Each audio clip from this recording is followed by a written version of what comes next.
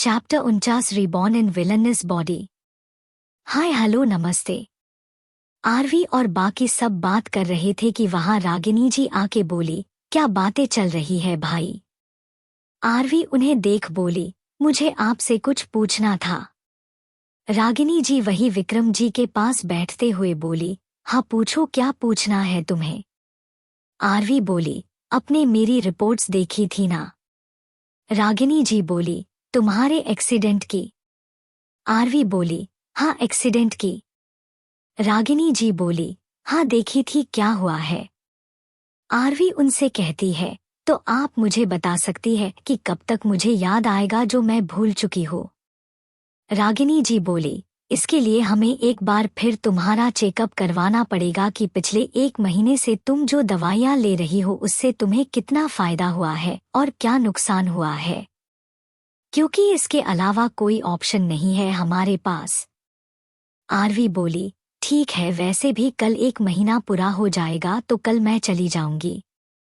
रागिनी जी बोली, नहीं तुम अकेली मत जाना, मैं भी चलूंगी क्योंकि मैं ही तुम्हारा केस हैंडल करूंगी। और उसे पर से कॉल नहीं परसों चलना क्योंकि कल ओबेरॉय मेंशन में एक पार्टी है। आरवी ने उनकी ओर देखा। रागिनी जी और बाकी सबको लगा कि वो मना कर देगी, पर उससे उलट अरे बोली, ठीक है मुझे कोई प्रॉब्लम नहीं है। आरवी की बात सुन सब राहत की सांस लेते हैं। विक्रम जी बोले, ठीक है फिर मैं भी चलूंगा साथ में। पर इस बार आरवी बोली, इसकी कोई जरूरत नहीं है, मेरे लिए सबको अपने काम रोकने की जरूरत नहीं है। विक्रम जी को उसकी बात बुरी लगती है और इस बार वो अपने ईगो को साइड रख हार ना मानते हुए बोले, अपनी मोम की बात तो तुम एक ही बार में मान ले रही हो, मेरी बात मानने में तुम्हें दिक्कत हो रही है। मैं कुछ नहीं जानता, मैं चल रहा हूँ मतलब चल रहा हूँ। उन्होंने इतना बोल सबकी तरफ देखा तो सब उन्हें हैरानी से देख रहे थे। वो बोले, क्या हुआ, सब मुझे ऐसे क्या देख रहे हैं, पहली बार देखा है क्या मुझे। उनकी बात सुन रुचि बोली, पापा ये पहली बार है जब आप जिद कर रही हैं और सामने वाला नहीं मान रहा, इसलिए सब आपको देख रहे हैं। रोहन बोला, हाँ चाचू, यहाँ आज उल्टी गंगा बह रही है इसलिए देख रहे हैं। वही उनकी बातें सुन सब हंसने लगते हैं, सिर्फ 2 लोगों को छोड़, एक विक्रम जी जो बुरा सा मुंह बनाकर सबको घूर रहे थे और एक आरवी जो अनोइंग सा फेस बनाकर सबको देख रही थी। विक्रम जी बोले, तो इसमें हंसने वाली कौन सी बात है, तुम लोग ही कहते हो ना कि कभी कभी जिद कर लेनी चाहिए, तो इसलिए कर रहा हूँ, अब इसे कहो माने। राधिका बोली, पापा अब कब से सबकी बातें सुनने लगे, आप तो वही करते थे जो आप करना चाहते थे। रियांश बोला, हाँ एक बार पता है मुझे बुखार हो गया था और रूम में मैंने आपको आने से मना किया था क्योंकि आप इंजेक्शन लगवा रहे थे और मैं बहुत रोया था, पर फिर भी आप आए, मैं कितना रोया और दादी ने कितना डांटा था आपको। विक्रम जी उसकी बात सुन सकपका गए, फिर गला खंखारते हुए बोले, हाँ तो मैं यही कह रहा था, कल मैं आ रहा हूँ, बस बात खत्म और बहस नहीं, और तुम्हें मेरे साथ ही चलना पड़ेगा। आरवी खड़ी हुई और बोली, ओके जैसी आपकी मर्जी, साथ चलेंगे, मुझे कोई प्रॉब्लम नहीं है। ये बोल अपने कमरे में चली गई। वही बाकी सब उसे मुंह खोले देख रहे थे जब तक वो चली ना गई। फिर एकदम से विक्रम जी बोले, देखा देखा आपने इसे कब से मानने की कोशिश कर रहा, यहाँ तब नहीं मानी, पहले ही मान जाती। रोहन बोला, पर चाचू आपने उसे मनाया ही कब, आप तो सिर्फ ऑर्डर कर रहे थे। तभी रुचि एकदम से बोली, माँ आपने कहा कि कल पार्टी है, ओबेरॉय मेंशन में किस चीज का। तो रागिनी जी मुस्कुराते हुए बोली, वह कल शिवाय का हल्दी और मेहंदी का फंक्शन है और 2 दिन बाद शादी। उसकी बात सुन रियांश, रोहित, रुचि और राधिका एकदम से शोक होते हुए बोले, क्या कहा। तो विक्रम जी बोले, वही जो तुम लोगों ने सुना। इतना कहकर वो अपने कमरे में चले गए और बाकी सब शौक में मुंह खोले हुए थे। तभी कश्मीरा जी बोले, यह तुम सब मुंह खोले किस शौक में हो। तो रोहन जल्दी से कश्मीरा जी के पास जाकर उनको हिलाते हुए बोला, मॉम रागिनी चाची ने जो बोला वह सही है या मेरे कान बज रहे हैं। तो कश्मीरा जी रोहन के कान को पकड़कर मड़ोड़ते हुए बोली, अब समझ में आया कि जो रागनी दीदी ने बोला वह एकदम सही बोला। तो राहुल कान छुड़वाते हुए बोला, मम्मा मैं ऐसा इसलिए बोल रहा हूँ क्योंकि वो खड़ूस, एरोगेंट, बेशर्म लड़का शादी के लिए कैसे मान गया। तभी रुचि बोली, हाँ यार तुम सही बोल रहे हो, जरूर वह इस शादी में कुछ गोलमाल करेगा। तभी राधिका उनके पास आते हुए बोली, छोड़ो यह सब बात, अब कल का इंतजार करो। और फिर सारे लोग अपने अपने कमरे में चले गए।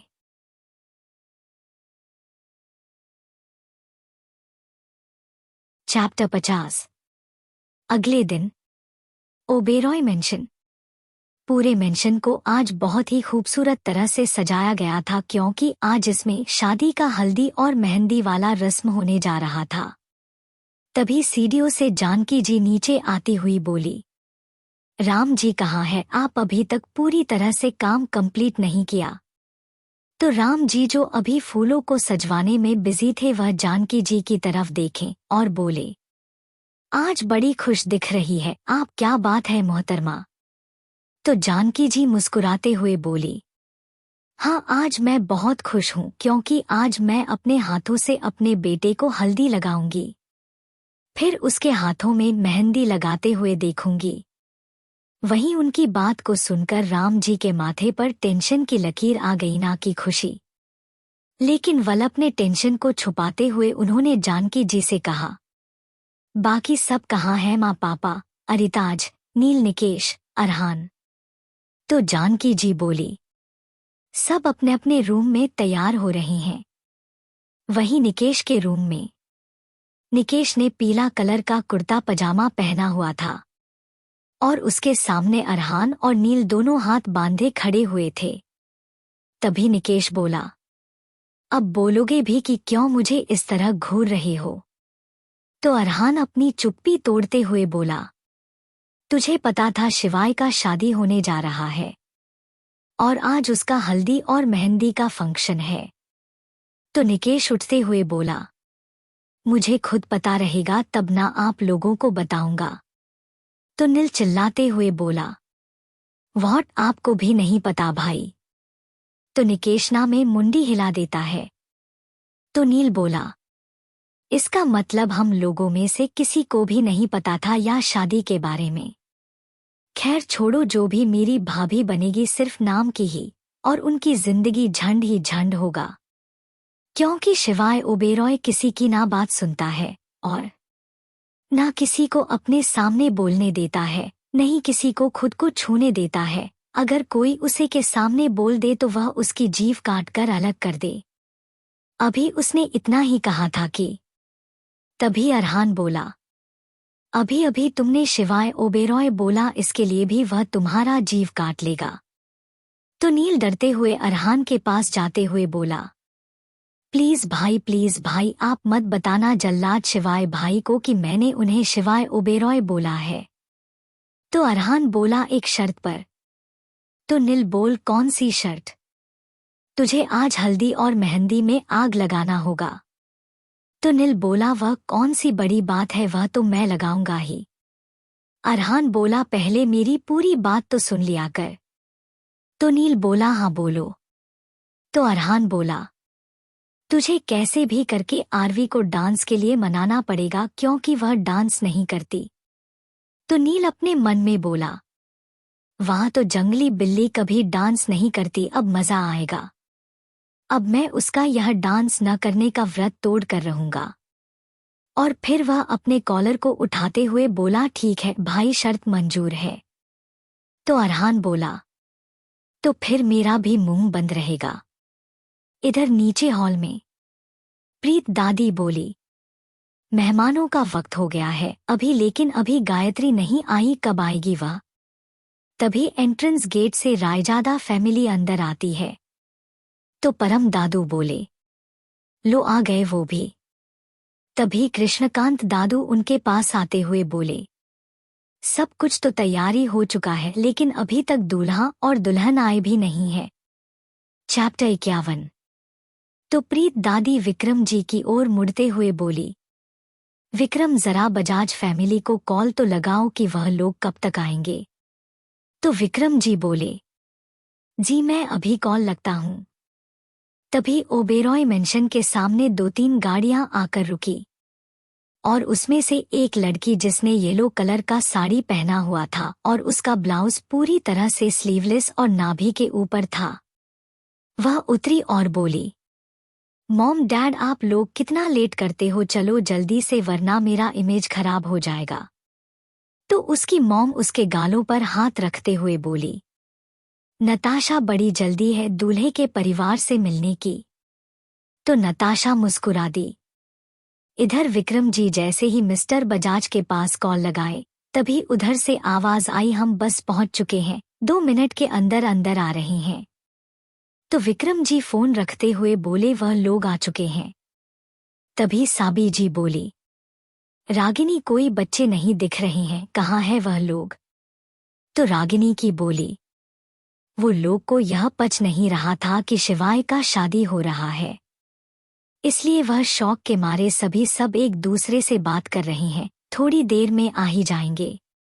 तभी एंट्री गेट से नताशा एंट्री करती है और उसके पीछे पीछे उसके पेरेंट्स और साथ में एक लड़का जिसका नाम राहुल था जो कि उसका भाई था। वह अंदर आया। अंदर आते ही नताशा जाकर परम दादू, कृष्णकांत दादू, गायत्री दादी और प्रीत दादी के पैरों को छूकर बोली, नमस्ते दादा दादी। तो वे बोले, खुश रहो बेटा, लेकिन यह बातें याद रखना कि हमारे घर में बेटियां पर नहीं छुटी। तभी साबी जी बोली, मुझसे नहीं मिलेगी नताशा। तो नताशा जाकर उनके गले लगते हुए बोली, क्यों नहीं। तो सावी जी उसके पीठ पर हाथ फेर कर उसे गले लगाती है, लेकिन उन्हें नताशा के बॉडी से कुछ अजीब स्मेल आया है, इसलिए वह तुरंत उससे दूर होते हुए अरिताज का हाथ पकड़कर दूसरे तरफ ले गई। तो अरिताज जी बोले, क्या हुआ। तो साबी जी बोली, मुझे नताशा के बॉडी से शराब और सिगरेट की महक आ रही है। वहीं यह बात सुनकर अरिताज जी चौंकते हुए नताशा की ओर देखते हुए बोले, यह क्या बोल रही है साबी जी आप। तो साबी जी अपने गले को छूते हुए बोली, कसम से सच बोल रही हूँ, उसके बॉडी से शराब की स्मेल आ रही है। तो अरिताज जी टेंशन में बोले, लेकिन मिस्टर बजाज तो बोले थे कि नताशा ड्रिंक और सिगरेट नहीं पीती है। तभी उधर से प्रीत दादी आवाज लगाती है, वहां क्या कर रहे हो तुम दोनों, यहां आओ। तो साबी जी बोली, शायद मुझे ही कोई गलतफहमी हुई होगी। और फिर वह दादी की ओर बढ़ गई। वहीं आरिताज जी कुछ सोच में पड़ गए। रायजादा मेंशन। राधिका अपने रूम में मिरर के सामने बैठी हुई थी और उसके पीछे रुचि खड़ी होकर उसे देखे जा रही थी। जब राधिका का मेकअप खत्म हुआ तो वह उठी, वैसे ही रुचि चिल्लाई, wow Radhika, you are looking so beautiful. तो राधिका खुद को देखती हैं, उसने येलो कलर का साड़ी पहना हुआ था जिसका ब्लाउज दीप और नीचे से नाभि तक था और गले में डायमंड के नेकलेस और कानों में ईयररिंग था, जिससे वह काफी ज्यादा खूबसूरत और एलिगेंट लग रही थी। वही रुचि भी कम नहीं लग रही थी, उसने भी येलो कलर का साड़ी पहना हुआ था। तभी राधिका बोली, हम दोनों तो तैयार हो गए, लेकिन आरवी वह कहाँ है। तो रुचि अपने भव उठाते हुए बोली, वह महारानी ने मुझे रूम से निकाल दिया और बोली, मैं खुद तैयार हो जाऊंगी। तो राधिका बोली, चलो तो देखा जाए वह आज किस पर कहर ढाती है। और फिर वह दोनों आरवी के रूम के पास जाकर गेट को लॉक किया। जैसे ही गेट खुला हुआ, दोनों सामने आंखें फाड़े लड़की को घूरे जा रहे थे। तो वह लड़की अपने चुटकी बजाते हुए बोली, कहाँ खो गए तुम दोनों, क्या मैं अच्छी नहीं दिख रही। रुको अभी चेंज करके जाती हूँ। तभी राधिका बोली, नहीं नहीं Aarvi, you are looking so beautiful and hot. तभी रुचि बोली, ब्यूटीफुल और हॉट छोड़ो, तू तो कहर ढा रही है आज इस येलो कलर के एस्कॉर्ट और क्रॉप ब्लाउज में, और उस पर से यह तेरा नेकलेस, कानों के झुमके और माथे की बिंदी, तुझे एकदम परफेक्ट लुक दे रहा है। अगर तुझे आज कोई देख ले तो बात तेरा दीवाना हो जाएगा। तो आरवी बोली, वैसे तुम दोनों भी कम नहीं लग रहे हो। और राधु, आज तुम्हें निकेश भाई होली का नहीं बल्कि हल्दी का कलर से नहलाएंगे। वही यह बात सुनकर राधिका का गाल शर्म से लाल हो गया। तो रुचि बोली, चलो भाई जल्दी, जरा मैं भी तो शक्ल देखूं दूल्हे राजा का।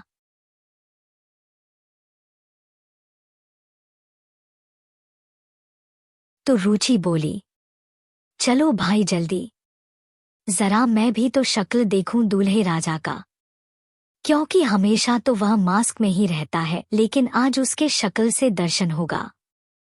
और फिर वह तीनों वहां से निकले, तभी पीछे से रेयांश और रोहन आवाज लगाए, तुम तीनों के लिए हम दोनों ने वेट किया और तुम तीनों हम दोनों को छोड़कर जा रही हो। तो आरवी जाकर रेयांश के कंधे पर हाथ रखते हुए बोली, वह क्या है ना, तुम दोनों लड़कियों की तरह रेडी हो रहे थे, इसलिए हम तीनों ने सोचा कि तुम्हें अच्छे से तैयार होने का मौका दें। तो रेयांश उसके हाथ को हटाते हुए बोला, तेरी शैतानी दिन पर दिन बढ़ते जा रही है, चलो जल्दी चले। और फिर वह पांचों ओबेरॉय मेंशन की तरफ बढ़ गए। वह जैसे ही ओबेरॉय मेंशन के अंदर जाते वैसे ही आरवी बोली, रुको रुको, मुझे कुछ काम है, एक काम करो, तुम लोग जाओ, मैं थोड़ी देर में आती हूँ। वह चारों अभी कुछ बोलने के होते कि आरवी वहां से कुछ दूर चली गई। तो वह लोग ओबेरॉय मेंशन के अंदर चले गए। इधर आरवी किसी के पास फोन लगाकर बोली, जो कहाँ है वह रेडी है ना? अगर कुछ भी गलत हुआ तो मैं तुझे नहीं छोड़ूंगी मयंक। तो उधर से मयंक की आवाज आई, देख आरवी, आज तक तेरी हर शैतानी में मैंने तेरा साथ दिया है, लेकिन इस बार नहीं। इस बार अगर उसे पता चल गया तो मुझे वह तुझे सूली पर लटकाए फिर ना लटकाए, लेकिन वह जरूर मुझे 20 टुकड़े में काट देगा। तो आरवी बोली, डोंट वरी, जब आरवी इज हेयर। इतना कहकर वह फोन काट देती है और फिर मुस्कुराते हुए बोली, शिवाय शिवाय शिवाय, तुमने गलती कर दी, मुझे उल्टा लटका कर मिर्ची खिलाने की, जिसकी सजा तुम्हें सूद समेत वापस मिलेगी, वह भी आज और इसी पार्टी में। इतना कहकर वह डेविल स्माइल करते हुए ओबेरॉय मेंशन के अंदर की ओर जाती, उससे पहले ही वह मेन गेट से किसी लड़के से टकरा जाती। चैप्टर 52। लेकिन वह उसे इग्नोर कर ओबेरॉय मेंशन के अंदर थोड़ी दूर गई, तभी उसका पैर फिसला। लेकिन अभी वह गिरती इससे पहले ही किसी ने जल्दी से आगे बढ़ उसकी कमर में हाथ डाल झटके से अपनी तरफ खींच लिया। आरवी के दोनों हाथ उसे शख्स के कंधों पर कस गए और उसका सर उसके सीने से आ लगा। वही उसे शख्स ने आरवी की खुली कमर में हाथ डाले उसे अपनी बाहों में पड़ा हुआ था। आरवी ने तुरंत सर उठा, सामने खड़े शख्स को देखा और अचानक ही उसके होठ हल्के से फड़फड़ाते हुए कहा, शिवाय। और फिर वह तुरंत उसे खुद से धक्का दे देती है, लेकिन शिवाय तुरंत अपने बैलेंस को संभाल लेता है और गुस्से में एक एक कदम आरवी की ओर बढ़ाते हुए बोला, यू पे फॉर दिस। तभी वहां पर जानकी जी आई और शिवाय का हाथ पकड़ते हुए बोली, कब से तुम्हारा वेट कर रहे हैं हम, चलो जल्दी से फंक्शन स्टार्ट करते हैं। वही शिवाय का ध्यान उनकी बात पर नहीं बल्कि जानकी जी का हाथ पर था, जिससे उन्होंने शिवाय का हाथ पकड़ा हुआ था।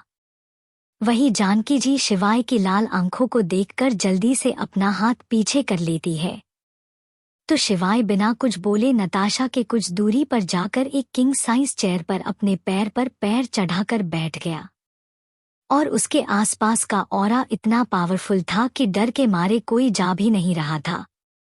तभी प्रीत दादी शिवाय के पास जाते हुए बोली, बेटा आज तुम्हारा हल्दी है, जाकर नताशा के पास बैठ जाओ। तो शिवाय एक नज़र नताशा को देखता है, जो कि मुस्कुराते हुए उसे ही देख रही थी। लेकिन एक सेकंड में ही उसने नजरें हटा प्रीत दादी से बोला, you have only 10 minutes for this nonsense thing. तभी वहां पर मिसेस बजाज आते हुए बोली, जब शिवाय बेटा नहीं आना चाहते तो यहीं पर रहने देते हैं। हम उनके बगल में एक और चेयर लगा देते हैं जिस पर नताशा बैठ जाएगी। तभी ऋषभ जल्दी से उनके पास आते हुए बोला, मिसेस बजाज, बिग बॉस को एलर्जी है लड़कियों से, इसलिए आप उन्हें वहीं रहने दे। तो जानकी जी आते हुए बोली, ठीक है, अब जल्दी से हल्दी का रस्म शुरू करते हैं। लेकिन अभी तक हल्दी नहीं आई, कहाँ रह गया हल्दी? तभी एक मेड हाथ में अपना हल्दी लाते हुए बोली, यह रहा मैडम। तो मिसेस बजाज उस हल्दी को अपने हाथ में लेते हुए बोली, सो सब शुरू करे हल्दी लगाने की रस्म। और फिर सब नताशा को हल्दी लगाते हैं। उसको लगाने के बाद हल्दी जब जानकी जी अपने हाथ में लेती है तो वह उनसे गिर जाता है और पूरा हल्दी नीचे गिर जाता है। तो जानकी जी के आंखों में आंसू आ गए और वह बोली, यह तो अपशगुन हो गया, हल्दी लगने के पहले ही हल्दी गिर गया शिवाय का। तो प्रीत दादी आते हुए बोली, अरे कुछ नहीं हुआ, तुम ज्यादा टेंशन मत लो, अभी हम दूसरा हल्दी मंगवाते हैं। तभी आरवी उनके पास आते हुए बोली, यह रहा हल्दी जानकी माँ। तो जानकी जी उसके हाथ से हल्दी लेते हुए शिवाय की ओर बढ़ी। वही शिवाय जो कब से अपने फोन में लगा हुआ था। आरवी के हाथ में हल्दी देखकर उसे कुछ अजीब लगा लेकिन वह कुछ बोला नहीं। तभी जानकी जी उसके पास आई और बोली, बेटा अपना मास्क हटाओ। तो शिवाय चेयर से उठकर जाने लगा तो जानकी जी उसका हाथ पकड़कर बोली, ठीक है, मत मास्क हटाओ, हम हल्दी तुम्हारे हाथ पर और माथे पर लगा देंगे। तो शिवाय बोला, सिर्फ आप और कोई नहीं। तो जानकी जी बोली, ठीक है। और फिर वह शिवाय के पहले हाथ पर हल्दी लगाती, फिर पैर पर, उसके बाद माथे पर, और फिर वह हल्दी प्रीत दादी को देती है लगाने की। तभी शिवाय चेयर से उठा और बाहर की ओर जाने लगा। तो जानकी चिल्लाते हुए बोली, अभी मेहंदी का रस्म बाकी है जो कि आधे घंटे बाद होगा, तो हो सके तो उस वक्त तक रुक जाओ। तो शिवाय पीछे मुड़ा और सीढ़ियों से होते हुए 3rd फ्लोर एक रूम में आ गया। लेकिन उसने अंदर से गेट लॉक नहीं किया और जाकर बालकनी में सिगरेट का कश लेने लगा। लेकिन थोड़ी ही देर में उसका माथा, हाथ पैर सब जलने लगा। इसलिए वह जल्दी से वॉशरूम में गया, अपना कपड़ा और मास्क निकालकर शॉवर लेकर टॉवेल लपेटकर रूम में आया और अपना मास्क पहन लिया।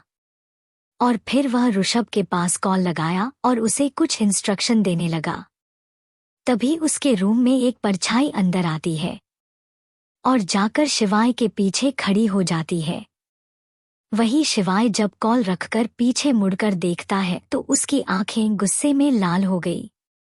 और फिर वह अपने सर्द आवाज में बोला, तुम यहाँ क्या कर रही हो? तो वह परछाई एकदम से अपने हाथ को शिवाय के मस्कुलर चेस्ट पर रखकर पूरा पेट और पीठ को सहलाने लगी। और थोड़ी देर में वह अपना हाथ हटाकर मुस्कुराते ही हुए शिवाय से बोली, you are looking so handsome in towel mister silent. और फिर वह वहां से भागती उससे पहले ही शिवाय ने उसका हाथ पकड़कर अपनी ओर खींच लिया, जिससे वह दोनों ही जाकर बेड पर गिरे। और आरवी का गाल शिवाय के चेस्ट से लगा। तो तुरंत आरवी अपना हाथ गाल पर रखकर बोली, ये मेरे गाल में हल्दी कैसे लग गई? इसे जल्दी से धोना पड़ेगा, नहीं तो मेरा प्यारा प्यारा गाल सूज जाएगा। और फिर वह शिवाय के ऊपर से उठने की कोशिश करती है, लेकिन शिवाय एक बार फिर उसकी कमर पकड़कर अपनी ओर खींच उसके आंखों में देखते हुए सर्द आवाज में बोला, यह क्या मेरे बॉडी पर लगाई हो तुम? तो आरवी खिसियाई हंसी हंसते हुए बोली, ये तो हल्दी है, तुमने बहुत कम हल्दी लगाया इसलिए मैं आकर तुम्हारे पूरे बॉडी पर हल्दी लगा दिया। बाय। और चैप्टर पसंद आए तो like share comment and subscribe कर दीजिएगा ताकि मैं जल्दी से जल्दी नया चैप्टर ला सकूं।